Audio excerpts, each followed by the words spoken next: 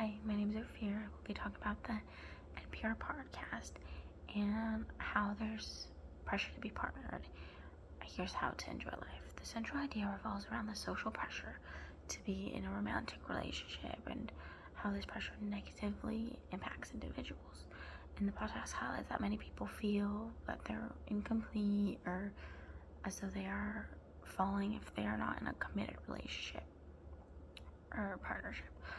This pressure often comes from, various sources like family, friends, social life, social media, culture norms that equal being partnered with happiness and success.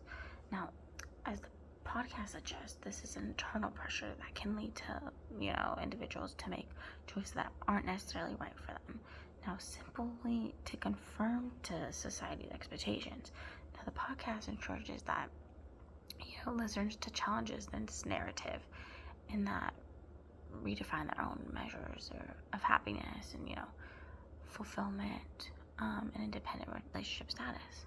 So I think that this really connects to my personal life because I've seen many close friends that have been in this situation. I have a friend that's 30 years old almost, and her family just views her really differently because she's very career focused and she so focused on her career that she's almost in her 30s, and her family's very judging her over how she doesn't have a partner yet, and that it's kind of like a bomb in her life, and the happiness of happy couples and on social media is kind of causing that to happen because her family views her that way. Now, despite being content with her life and enjoying her career, she often just expresses these feelings as she's behind, or she's missing out, or she's not in a relationship. And this pressure has led to, considering dating people she wouldn't even want to date, that she'd rather be alone. Now, the connection between the podcast and the central idea is that my friend is clear. The podcast discusses how society's pressure to be partnered can lead to individuals to feel inadequate and make choices that aren't aligned with their true desires.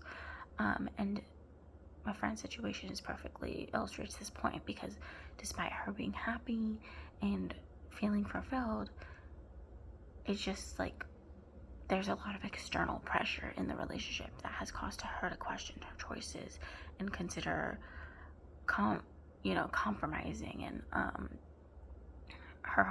compromising her own happiness and to meet the social expectations.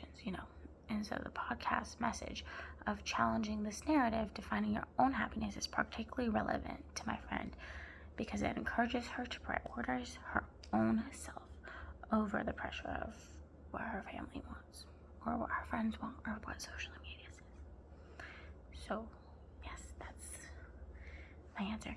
Hope you enjoyed this video.